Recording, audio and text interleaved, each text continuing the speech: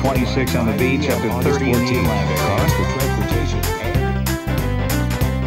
Hi, this is John Schofield, and you're listening to Jazz Inspiration, Coast to Coast.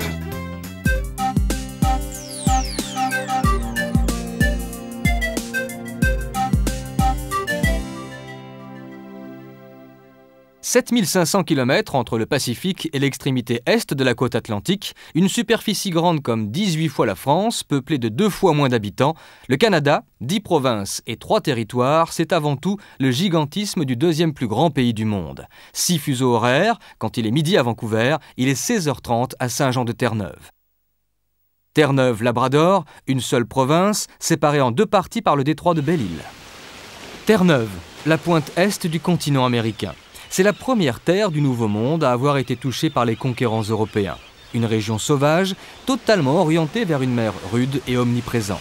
Ce sont les Vikings qui les premiers prirent pied à Terre-Neuve et au Labrador. C'était il y a 1000 ans. Il faudra attendre le XVe siècle pour que les pêcheurs anglais et français se lancent à la découverte de cette terre aride, habitée seulement par une faune exceptionnelle.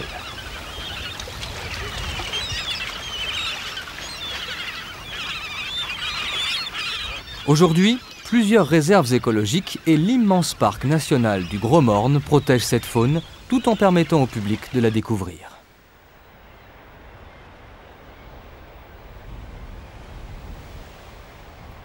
On imagine que les Vikings se sont sentis en terrain familier lorsqu'ils s'aventurèrent dans les fjords à la Scandinave qui composent avec les côtes extrêmement découpées les plus spectaculaires paysages de la province.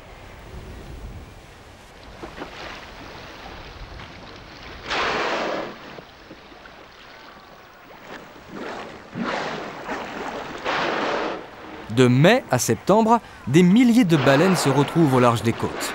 On ne les chasse plus. Il y a longtemps que les chasseurs de baleines se sont reconvertis à d'autres activités. 95% de la population de la province habite l'île de Terre-Neuve, répartie dans de petits villages côtiers de 100 à 200 habitants. C'est la mer, la pêche qui a toujours nourri les habitants de Terre-Neuve, et principalement la pêche à la morue. Mais aujourd'hui, les bancs de morues se font moins nombreux. Et dans les hameaux de la côte, qui ont pour nom Harbour-Breton, Port-au-Basque ou encore Port-au-Choix, bien des pêcheurs ignorent de quoi demain sera fait.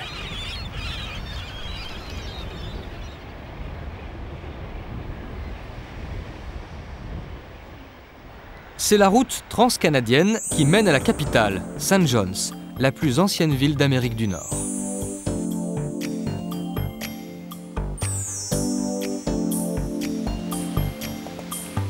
Un labrador peut en cacher un autre, mais la fierté n'est pas une question de taille dans cette petite ville de 102 000 habitants, ravagée par un terrible incendie en 1892 et qui a néanmoins réussi à marier harmonieusement ses influences anglaises, irlandaises et américaines.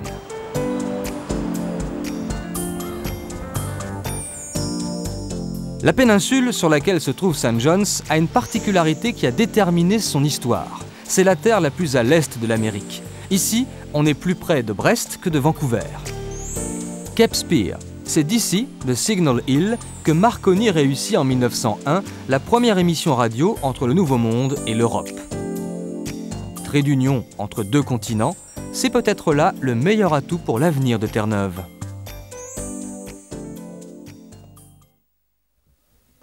L'île du Prince-Édouard, la plus petite des provinces canadiennes, l'une des 3 provinces que l'on appelle, avec le Nouveau-Brunswick et la Nouvelle-Écosse, province maritime.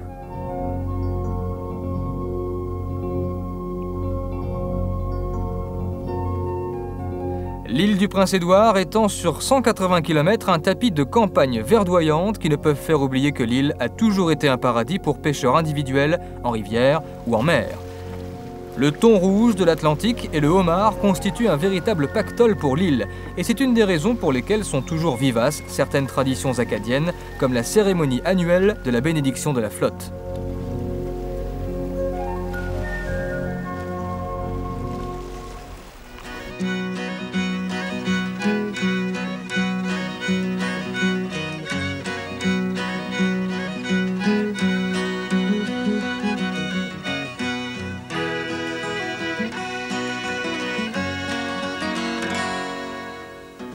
Oui, Les Français s'établirent ici bien avant que le Canada n'existe et l'influence de leurs coutumes est imbriquée profondément dans les traditions locales.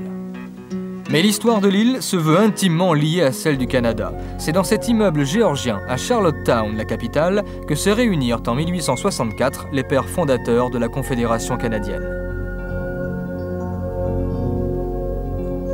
Respectueux du passé, les habitants de l'île se devaient aussi de perpétuer une longue tradition agricole, car sur cette terre, bénie des dieux, comme disaient les immigrants, les récoltes ont toujours été diversifiées et abondantes.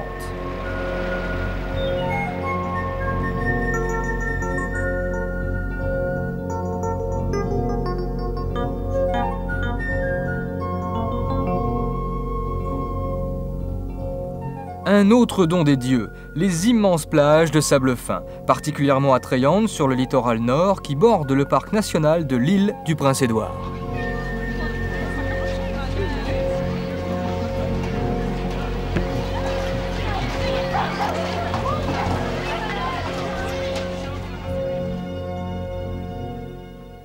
À quelques kilomètres, par-delà le détroit de Northumberland, la province qui servit de tête de pont aux Anglais pour conquérir le Canada, la Nouvelle-Écosse. De Clark's Harbour, la pointe sud de la province, à l'île du Cap-Breton au nord, une palette complète de paysages côtiers dresse une synthèse parfaite de ce que sont les relations entre terre et mer, côté atlantique.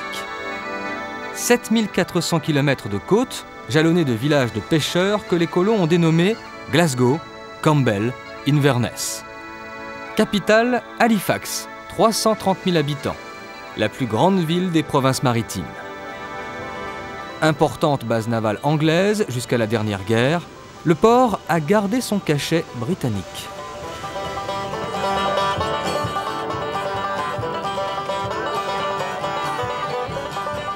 Les immeubles de pierre de Water Street remontent au début du 19e siècle. Halifax était alors un repère de corsaires et aucun pont ne la reliait encore à Dartmouth, sa ville jumelle, située de l'autre côté de ce qui est un des plus grands ports naturels du monde. 24 000 km de route sillonnent la Nouvelle-Écosse. Certains itinéraires sont thématiques. Exemple, c'est l'histoire de l'Acadie que l'on remonte en suivant la piste de la petite héroïne Évangeline. Et aujourd'hui, on a une église, un musée, avec une exposition à l'intérieur qui représente l'histoire du peuple acadien. Un peuple pris en tenaille entre les deux grandes puissances qui au XVIIIe siècle se disputaient le nord-est de l'Amérique et que les Anglais, vainqueurs, déportèrent sans pitié dans leurs différentes colonies.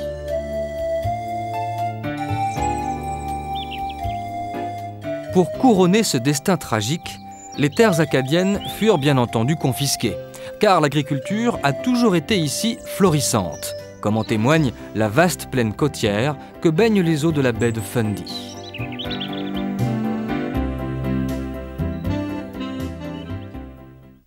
Né de la partition de la Nouvelle-Écosse en 1784, le Nouveau-Brunswick a été créé par des loyalistes anglais débarqués ici pour reprendre leur liberté par rapport au gouvernement des marchands d'Halifax. L'histoire de la province est, elle aussi, liée à celle des Acadiens. En effet, les francophones déportés lors du Grand Dérangement en 1755 revinrent en grand nombre dans la région. Ils y exerçaient une influence considérable lorsqu'en 1867, le Nouveau-Brunswick décida de s'associer aux destinées du Canada. Hormis la capitale, Fredericton, le Nouveau-Brunswick compte deux villes d'importance, Moncton et Saint John, des villes imprégnées de l'histoire et du charme de la Nouvelle-Angleterre, mais qui se veulent aussi résolument modernes.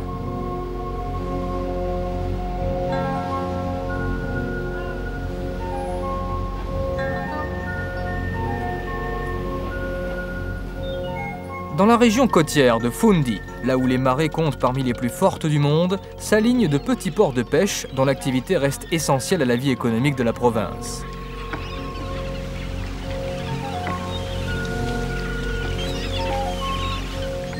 Au large, trois îles verdoyantes, Campobello, où Franklin Roosevelt disposait d'une résidence d'été, Deer et Grand Manan.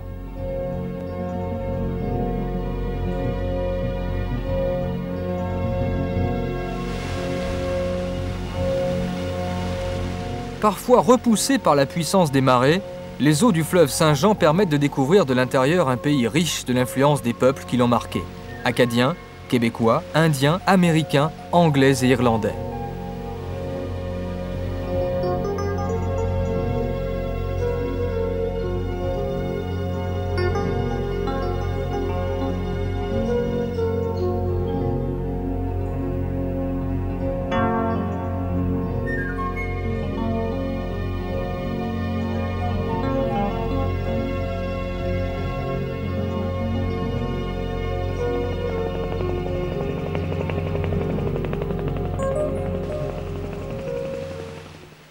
Au Nouveau-Brunswick, 37% de la population est restée francophone. Rien d'étonnant dès lors dans la vivacité du folklore et du souvenir acadien qui font du Nouveau-Brunswick la province la plus proche, sentimentalement, du Québec.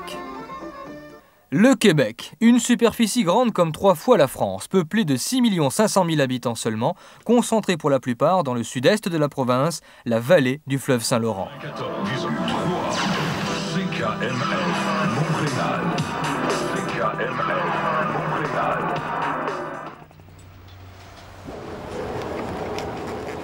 Montréal. Le 2 octobre 1535, le Français Jacques Cartier, en remontant le Saint-Laurent, débarquait sur une île qui abritait un village d'Indiens iroquois, Hochelaga.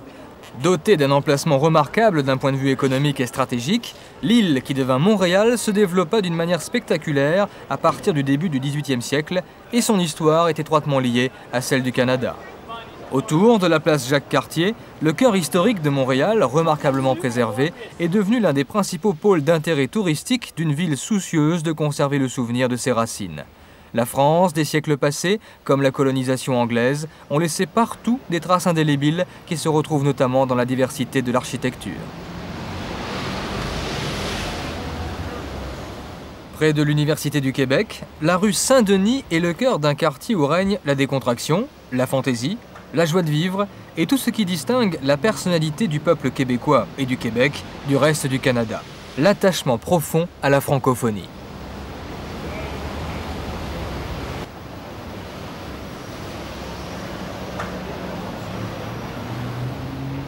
En parcourant la rue Sainte-Catherine, on prend mieux encore la mesure des influences et des contrastes qui donnent son caractère à Montréal. Le modernisme à l'américaine y côtoie l'ambiance populaire des grands boulevards parisiens.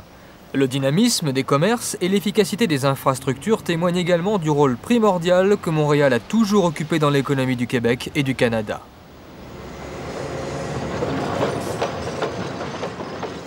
Le métro et un important réseau de galeries souterraines reliant immeubles de bureaux et centres commerciaux contribuent à la vitalité de la ville en lui permettant de fonctionner même lorsque l'hiver est rigoureux.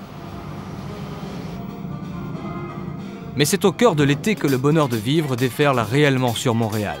C'est l'époque des festivals, dont certains connaissent une renommée mondiale. Le rire, le cinéma, la gastronomie, le jazz.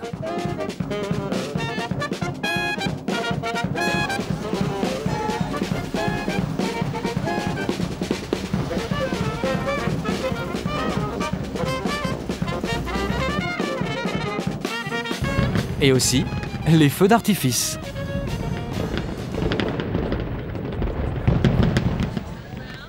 Malgré le formidable développement de sa rivale, Toronto, Montréal est toujours l'une des 20 premières places financières et industrielles du monde. C'est ce qui explique, pour une grande part, le modernisme architectural du centre-ville conçu à l'américaine, avec le souci du respect de l'environnement et de l'esthétisme. Parmi les prouesses architecturales de ces dernières années, les installations olympiques, créées à l'occasion des Jeux de 1976 et dont le gigantesque stade au toit, conçu pour être amovible, est devenu une importante attraction touristique.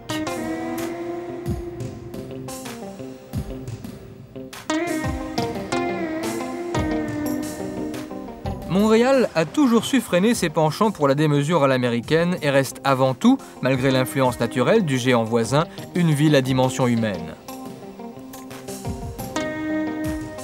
L'été, Terre des Hommes, le site de l'exposition universelle de 1967, devient un vaste parc d'attractions, dont certaines sont bien rafraîchissantes.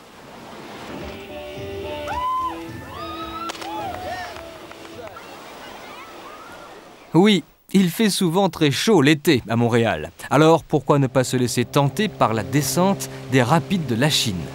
Cela s'appelle le saute-mouton.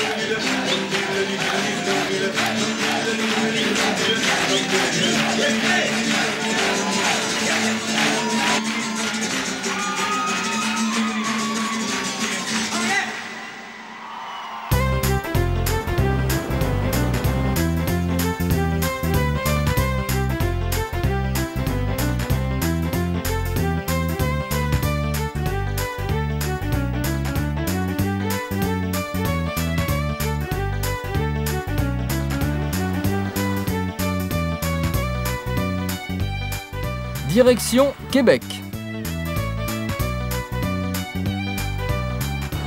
À 250 km au nord-est de Montréal, toujours protégée par les épais remparts du XVIIIe siècle, la capitale politique de la belle province a su conserver à la fois son cachet de ville européenne,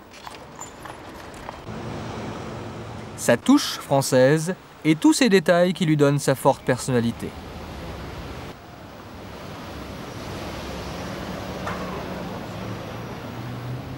Témoin du glorieux passé de la ville-forteresse, le château Frontenac domine toujours, du haut de la terrasse du Frein, le fleuve qui fait de Québec un véritable port de mer, et la ville basse qui fut le berceau de la civilisation française en Amérique du Nord. C'est ici, en effet, en 1608, que Samuel de Champlain construisit sa première habitation et son premier magasin de traite. Dans le Vieux-Québec, le visiteur européen, et surtout français, ne peut s'empêcher d'éprouver une impression de profonde complicité, tandis que l'Américain est enchanté de découvrir l'Europe de ses rêves, sans avoir à franchir l'Atlantique.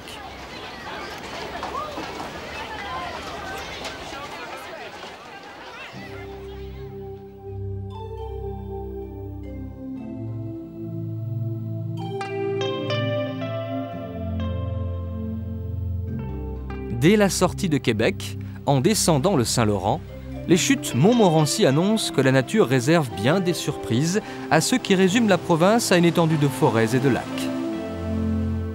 Dans le golfe du Saint-Laurent, une douzaine d'îles formées de grès rouges et gris, recouvertes de campagnes verdoyantes, les îles de la Madeleine. En certains endroits s'étirent de longues plages de sable constituées par la dislocation des falaises et des rochers sous l'effet de l'érosion de la mer et du vent.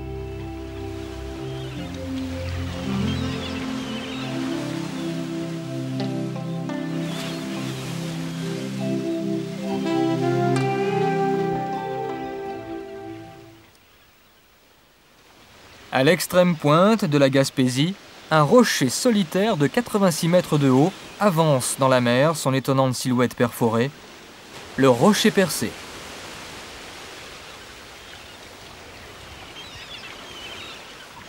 À quelques encablures, l'île Bonaventure est une réserve naturelle, refuge de dizaines de milliers de fous de bassans et autres espèces protégées. Les côtes du parc national Forillon sont, elles, un lieu privilégié pour faire connaissance avec les phoques qui viennent y passer l'été. Les berges du Saint-Laurent sont un lieu idéal pour s'initier aux fabuleuses ressources de la mer. Très bonne, c'est ma préférée. Tadoussac. À l'endroit où le Saguenay débouche sur le Saint-Laurent, un petit port de pêche a décidé de diversifier ses activités avec une aventure qui a le vent en poupe, l'observation des baleines. Oh, ben le début, ça commence vers la mi-juin, mais disons juillet, août, ce sont des très bons mois. On peut apercevoir dans les eaux du Saint-Laurent, avec beaucoup de patience, 10 espèces de baleines différentes, dont la grande baleine bleue. Présentement, c'est du roc-cal commun, du petit roc-cal, c'est une autre espèce, puis un peu de beluga aussi.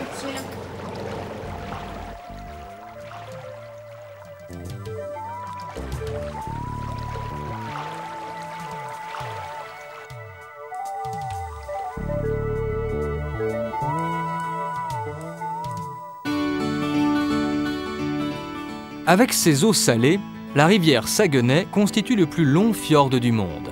Il est bordé par le parc national du Saguenay. En remontant le principal affluent du Saint-Laurent, au-delà du cap Trinité dominé par une gigantesque statue de la Vierge, on pénètre une longue vallée qui a toujours été un peu en marge de toute influence et que Jacques Cartier avait appelée « Royaume du Saguenay ».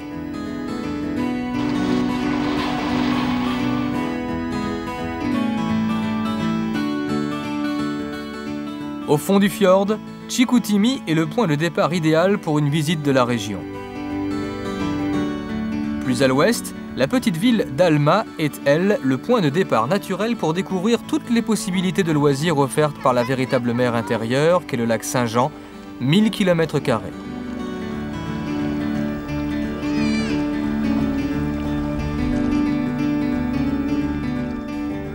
Les Amérindiens appelaient les cours d'eau les chemins qui marchent. Aujourd'hui, au Saguenay-Lac-Saint-Jean, on devrait plutôt dire les chemins qui courent.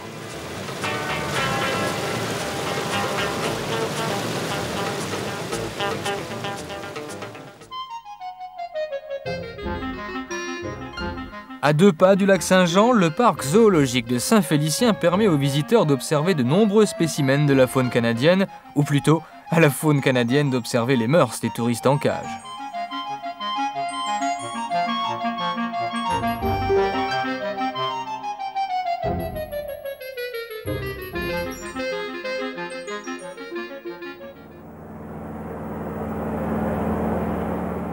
La faune a toujours été, avec la forêt et l'eau, une des principales richesses naturelles du Québec. Afin de maintenir un équilibre écologique tout en donnant satisfaction aux adeptes de la chasse et de la pêche, le gouvernement québécois a créé de nombreux parcs nationaux ou provinciaux, des réserves naturelles et aussi le système des pourvoiries. Créée en 1894 autour d'un clubhouse qui accueillit les présidents Roosevelt et Truman, la Seigneurie du Triton est une pourvoirie qui s'efforce d'initier le public à l'environnement dans lequel il se trouve.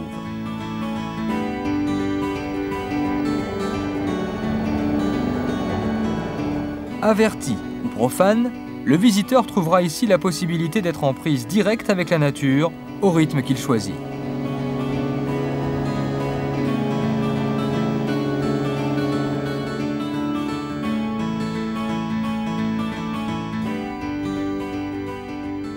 Observation, chasse, pêche ou simple détente, par son immensité, le territoire de la pourvoirie est avant tout synonyme de liberté.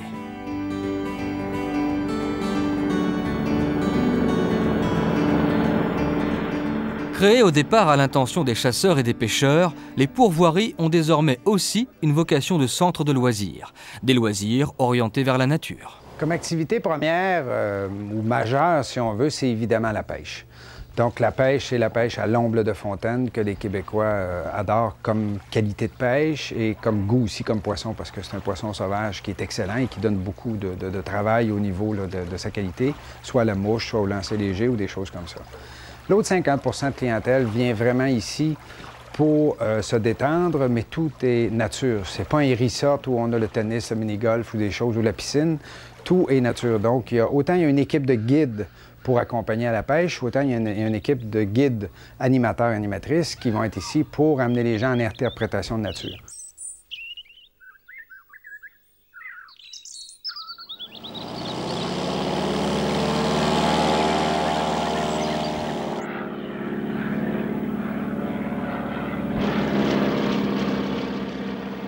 Les pourvoiries contribuent à mettre à la portée de tous le patrimoine naturel québécois. D'autres établissements contribuent, eux, à la sauvegarde des traditions. Au sommet du Mont Rigaud, à 45 minutes de Montréal, une véritable cabane à sucre avec tout son environnement du début du siècle est mise à la portée du visiteur. Pierre Fauché, le maître des lieux, commence toujours la visite par l'explication, démonstration à l'appui, du processus de fabrication du sirop d'érable. La sucrerie de montagne vous accueille ici dans cette magnifique forêt d'érable qui vous offre le reflet des débuts des 1900 dans les camps de bûcherons du Québec. Vous allez manger sur nos tables en bois, nos bancs de bois, des rideaux tissés à la main, des cuisinières de feu de bois. Et puis sur les tables, tout le menu servi style familial à volonté. Vous allez chanter, manger puis danser. Alors bienvenue chez nous.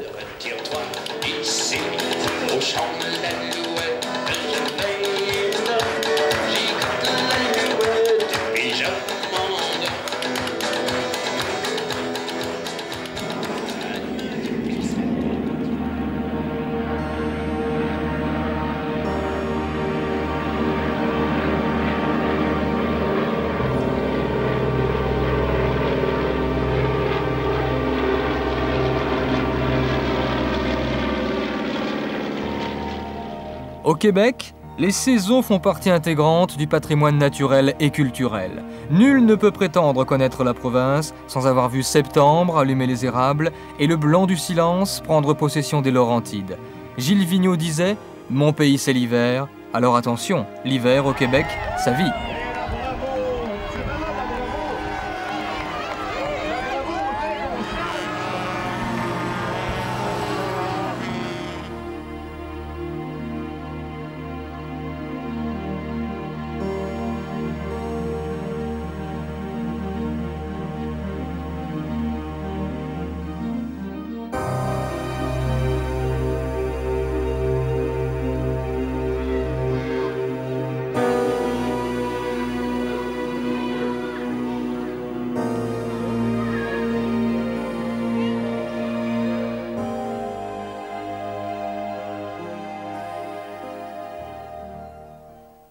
Au sud-ouest du foyer francophone québécois, la province pivot du Canada, l'Ontario.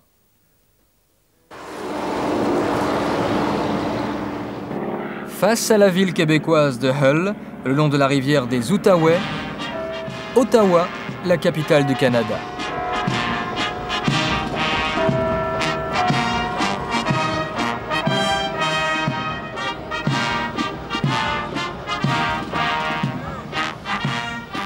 Siège des institutions fédérales, Ottawa est aussi le lieu de résidence du gouverneur général, représentant de la reine, comme au temps où le Canada était britannique. Aujourd'hui, la reine est toujours reine et Ottawa a conservé son allure britannique.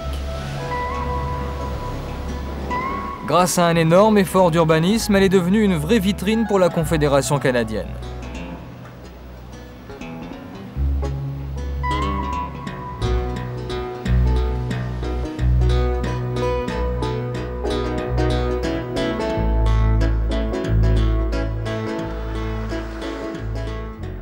En remontant le Saint-Laurent, qui borde la frontière est de l'Ontario, on pénètre le cœur historique de la province et du Canada. Près de la petite ville de Morrisburg, Upper Canada Village est un musée vivant. Un village de pionniers reconstitué aux normes du 19e siècle avec ses fermes, ses maisons et ses habitants.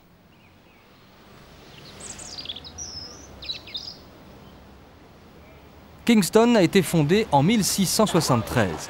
Elle est une des villes les plus anciennes du Canada. Successivement française, puis britannique, elle fut la première capitale du pays. L'histoire de Kingston est étroitement liée au Saint-Laurent, car c'est là que le lac Ontario donne naissance au grand fleuve. Un fleuve parsemé d'îles, sur lesquelles certains amateurs de tranquillité se sont fait construire des demeures à la mesure de leurs fantasmes. Délirantes, ou plus raisonnables, ces constructions personnalisent chacune des îles. Celles-ci sont tellement nombreuses que l'on a décidé d'appeler cette partie du fleuve les 1000 îles.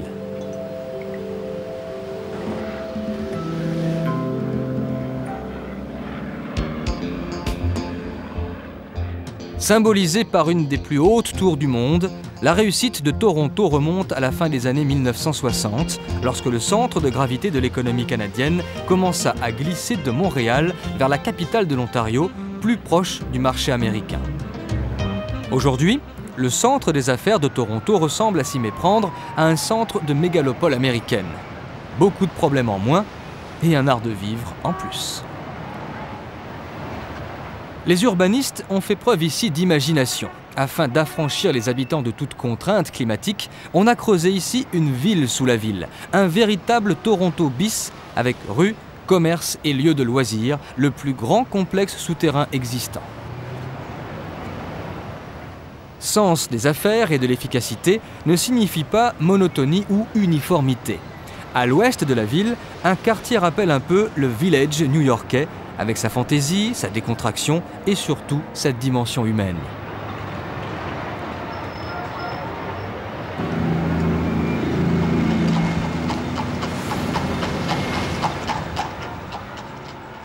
Pour conforter sa stature de très grande ville à l'échelle internationale, Toronto s'est doté d'outils culturels importants. Un des plus spectaculaires, le Centre des sciences de l'Ontario. Ici, il faut toucher à tout, et ça décoiffe.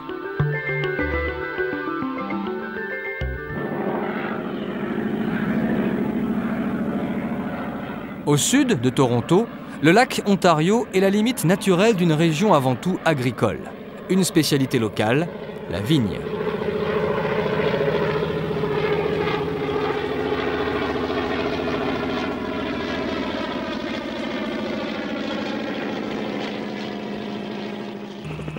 Autre surprise, une merveille de la nature, les chutes du Niagara. Avec 12 millions de visiteurs l'an, les chutes représentent un des principaux atouts de l'industrie touristique canadienne.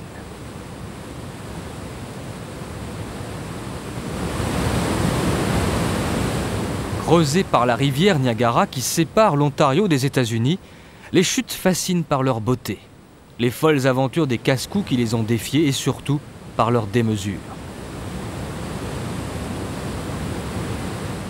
Niagara fut le théâtre de tous les drames et de tous les exploits. Mais aujourd'hui, il n'est plus nécessaire de prendre de risques pour se trouver au cœur même du spectacle.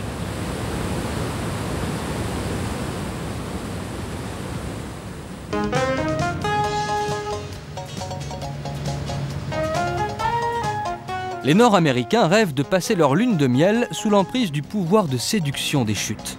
Pour les inciter à prolonger leur séjour, Niagara est devenu une énorme foire aux loisirs. Mais les hôtels, de plus en plus grands, et les attractions, de plus en plus populaires, n'ont pas encore pu s'emparer de la magie des chutes.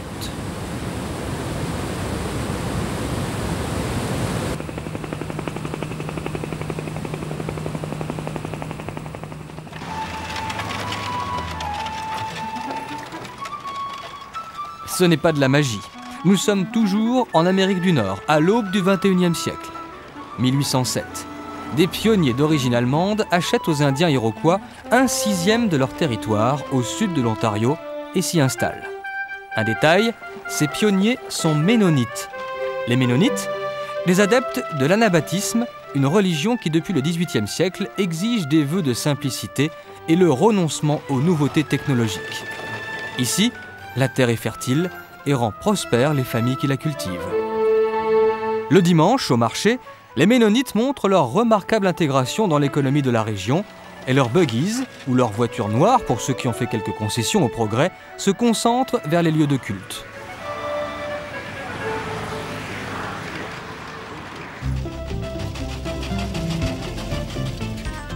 L'ouest de l'Ontario est une contrée immense, couverte de forêts épaisses dont l'orignal est le roi.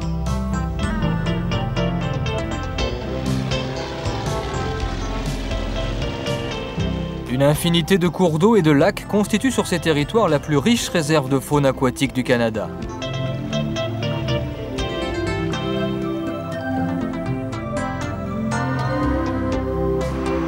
Dans cette partie de l'Ontario où la distance est démesure, richesse naturelle signifie aussi richesse du sous-sol et des gisements minéraux parmi les plus importants du monde.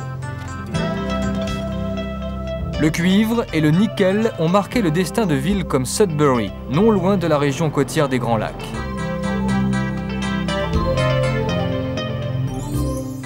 Mais le long du lac supérieur, c'est le transit des céréales provenant des prairies via les immenses silos à grains de Thunder Bay qui dynamisent la région.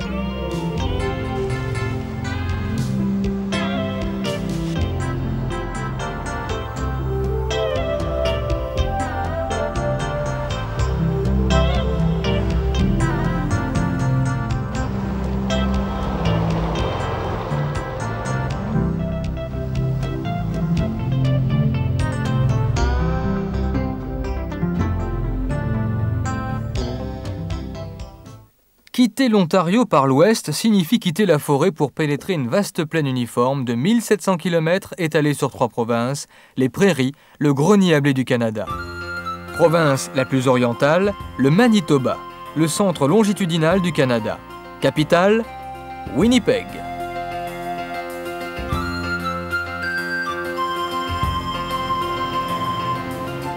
Une ville à l'américaine, dont la santé économique se reflète dans le modernisme des immeubles du centre des affaires, riche aussi des cultures apportées par les différentes ethnies qui l'ont bâti.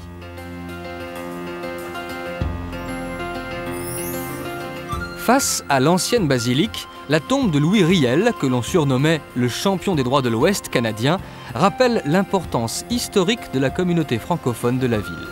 Ce sont les quartiers ethniques, comme le quartier français de Saint-Boniface avec l'ancien couvent des Sœurs Grises qui donne son véritable caractère à Winnipeg. C'est en hommage à toutes les communautés qui ont développé le Manitoba que la ville organise chaque année un énorme festival, le Folklorama.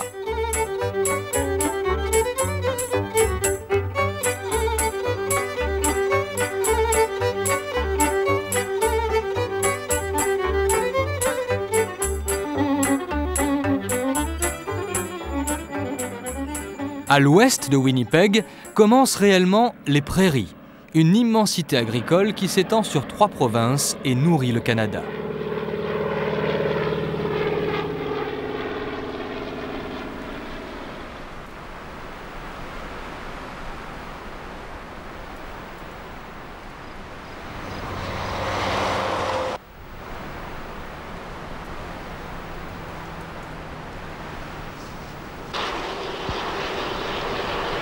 Au cœur des prairies, une agréable cité-jardin baptisée Regina, en l'honneur de la reine Victoria, la capitale de la Saskatchewan. Regina est fière d'abriter le centre de formation de la Gendarmerie royale canadienne, la fameuse police montée dont l'histoire est étroitement liée à celle du Canada. Aujourd'hui, bien que les règles de ce corps d'élite se soient quelque peu assouplies, en plus d'une tâche de relations publiques non négligeable, son rôle reste très important. Actuellement, la police montée fait tout le travail policier au Canada, surtout dans les provinces de l'Ouest et dans les provinces de l'Est, la Nouvelle-Écosse, le Nouveau-Brunswick, et puis Terre-Neuve, l'île du Prince-Édouard. Le travail est provincial, municipal et fédéral.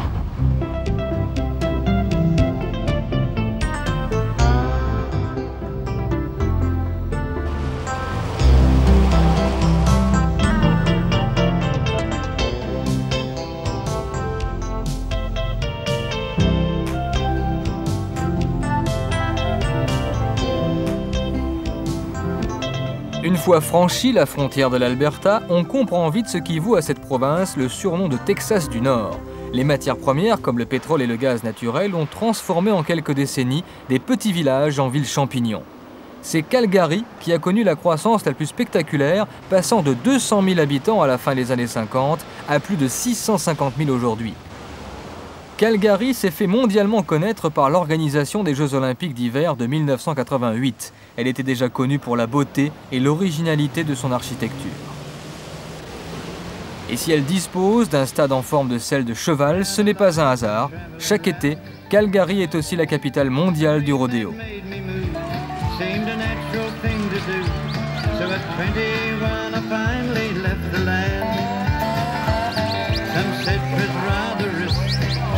Married in the 50s, and in 1954 we hit the road. We went out for a 3-month trial, but that Cajun country life has forever since just kept us on the go. Hey, I'm a singer from now.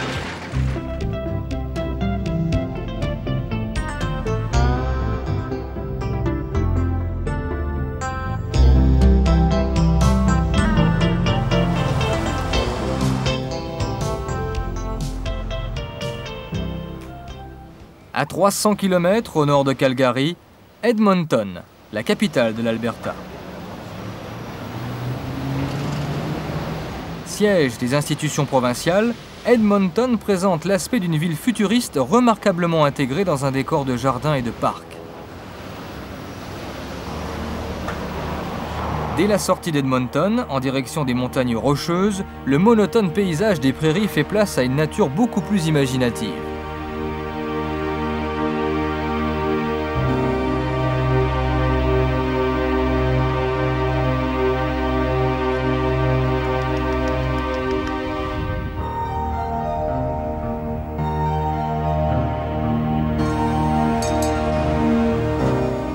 Jasper, à l'origine un poste de traite qui fonctionnait pour le compte de la Compagnie du Nord-Ouest. Aujourd'hui, Jasper est une superbe petite station dont le développement est dû à l'importante gare sur la ligne transcontinentale du Canadien national.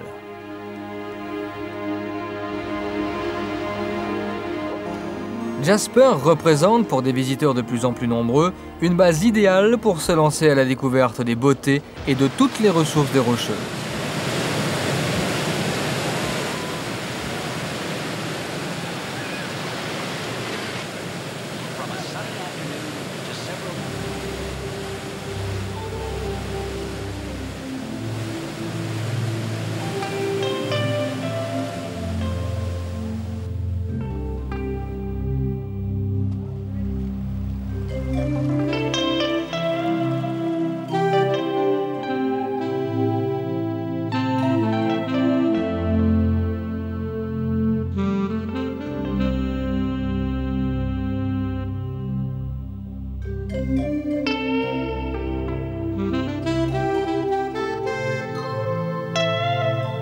Paradis des sportifs, les montagnes rocheuses, coiffées de glaciers et de neiges éternelles, offrent également aux visiteurs plus pointilleux sur le confort la possibilité d'effectuer en toute saison des balades aux allures de grande aventure.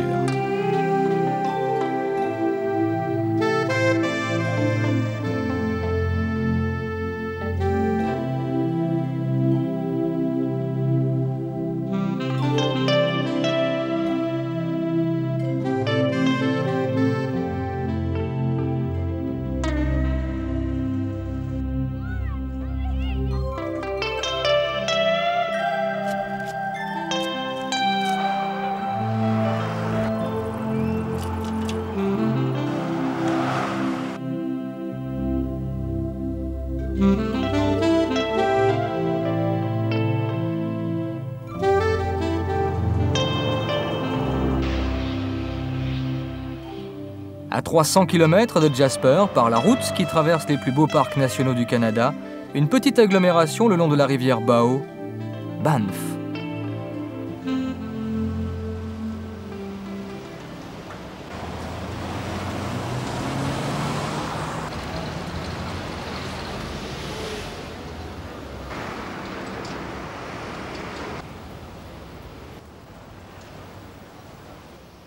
Le développement de Banff remonte au siècle dernier, lorsqu'on découvrit sur le flanc des montagnes des sources sulfureuses.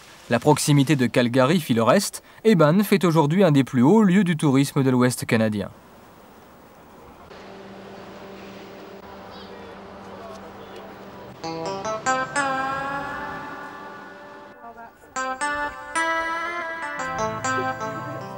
Station thermale, elle est aussi et surtout station de ski, une des bases idéales pour s'adonner à l'une des spécialités des Rocheuses, l'héliski.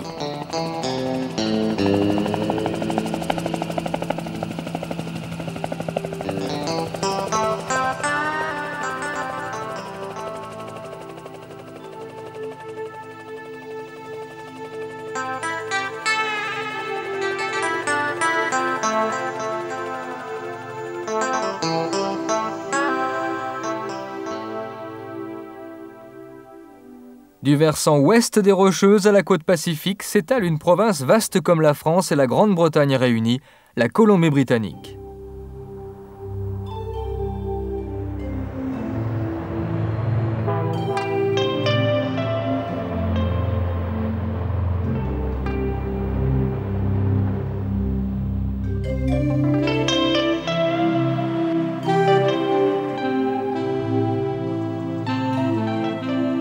Le sud-est de la province est composé d'une succession de montagnes et de vallées dont les beautés naturelles, remarquablement préservées, représentent un décor idéal pour les amateurs de contact avec une nature à l'état pur. Au sortir des derniers contreforts montagneux, un climat doux et humide favorise la fertilité du sol et c'est une plaine verdoyante qui mène à la grande métropole de la côte ouest, Vancouver.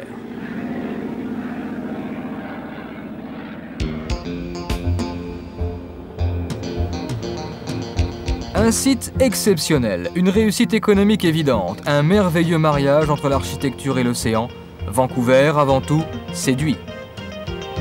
West Coast weekend weather, hot and sunny today. 26 on the beach, up to 30 in the inland areas. Right now in Vancouver, it's 22 degrees as our summertime weekend continues. Un mode de vie mi-européen, mi-californien complète le tableau d'une ville qui attire les immigrants depuis 1887, l'année de l'arrivée du chemin de fer sur la côte ouest. Une grande confiance dans le futur, associée à un profond respect pour les valeurs du passé, contribue à doter Vancouver d'une richesse non seulement économique, mais aussi culturelle.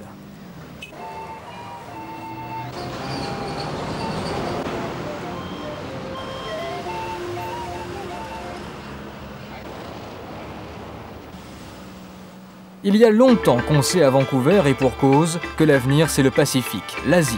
Chinatown, la plus importante communauté chinoise en Amérique du Nord après celle de San Francisco.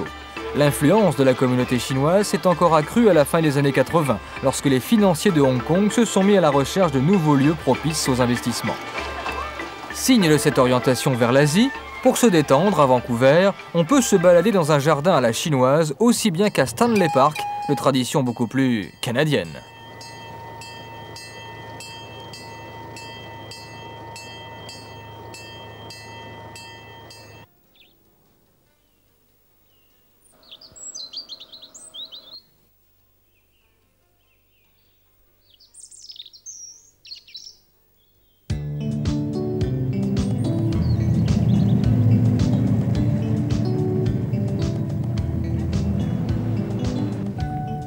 Au large de Vancouver, à 3 heures de ferry, l'île de Vancouver étale sur 500 km de long une nature généreuse qui lui a donné notamment d'importantes ressources forestières. Une autre ressource naturelle, l'art floral, est lui aussi devenu ici une véritable industrie.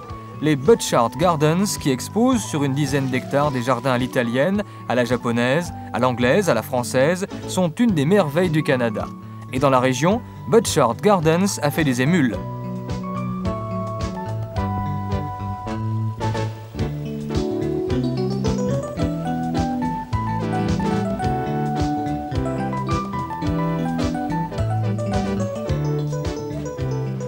Victoria, la capitale de la Colombie-Britannique, la grande ville de l'île de Vancouver.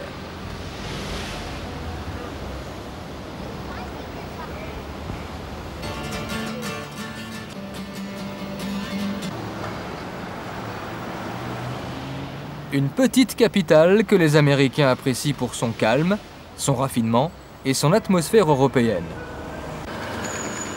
En fait, Victoria est plus britannique que nature. La ville la plus british du Canada. Mais en tant que capitale, elle se doit aussi d'être le reflet des différentes cultures qui font la personnalité de la province.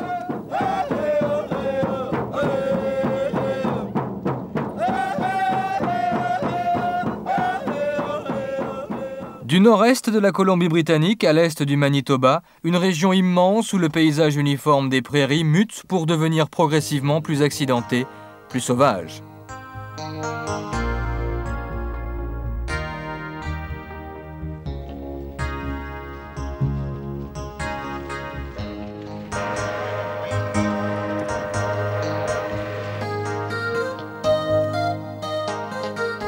En certains endroits, les parois rocheuses surgissent brutalement de la plaine.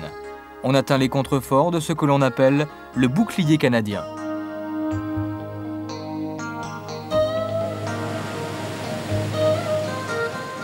Le bouclier canadien.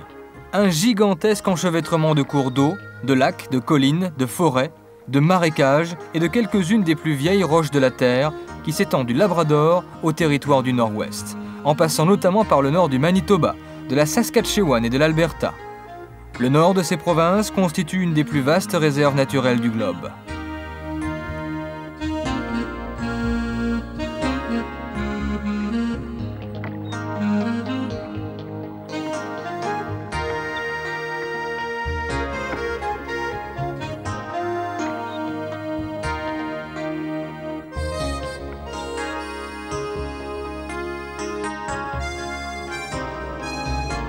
Au Canada, lorsqu'on se dirige vers le nord, peu à peu, les forêts s'estompent, les moyens de locomotion doivent s'adapter. La faune et la flore deviennent celles de la toundra.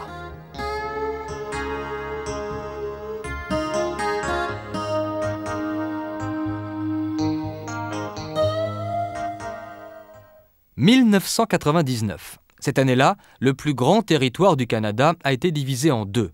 À l'est, le Nunavut, territoire administré par les Inuits, avec comme capitale Iqaluit, et les territoires du Nord-Ouest, capitale Yellowknife.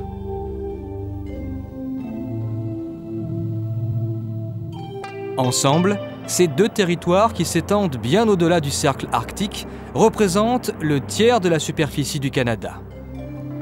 Population, 67 000 habitants, ou encore 0,022 habitants au kilomètre carré. Sur la rive nord du Grand Lac des Esclaves, Yellowknife compte à elle seule 17 000 habitants. Principal centre d'intérêt de Yellowknife, un musée présente l'histoire du Grand Nord, sa faune et ses habitants. C'est en 1993 que les Esquimaux canadiens, qui préfèrent la dénomination d'Inuit, ont conclu avec Ottawa un accord qui finira par conduire à l'existence du nouveau territoire du Nunavut. En langue inuit, Nunavut signifie « notre terre ».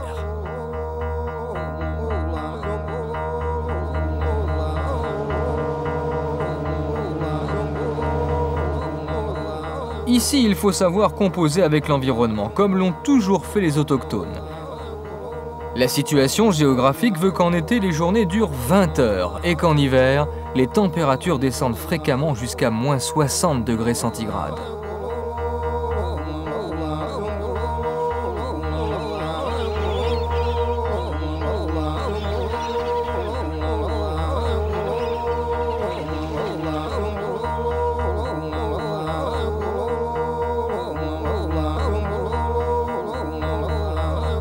Ici, c'est le paradis des amateurs de pêche et de chasse, et des amoureux de faune, de flore et de liberté. En langue indienne, Yukon signifie la grande rivière. C'est un territoire sauvage et retiré aux frontières de la civilisation.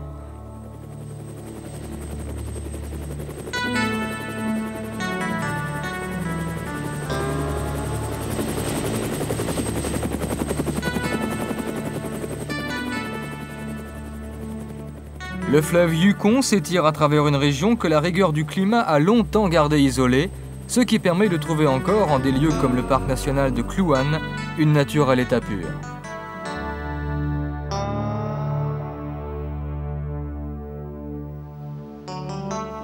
Le long du fleuve, Whitehorse, la capitale du Yukon.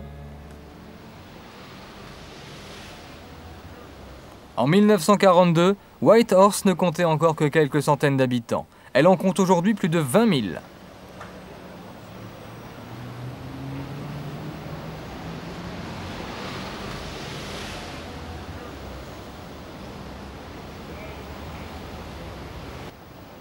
Deux événements majeurs ont marqué l'histoire de Whitehorse. Le Gold Rush, la grande ruée vers l'or du Klondike de la fin du siècle dernier, et la création de l'Alaska Highway, la grande route qui mène au cœur de l'Alaska.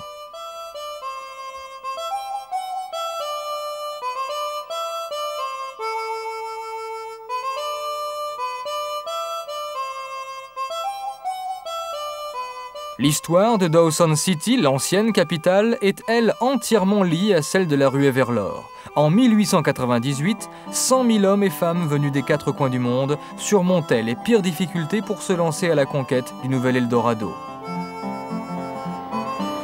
À l'époque, Dawson City était la ville la plus animée, la plus gaie, la plus folle à l'ouest de Winnipeg. Jack London et d'autres célébrités y ont associé leur nom.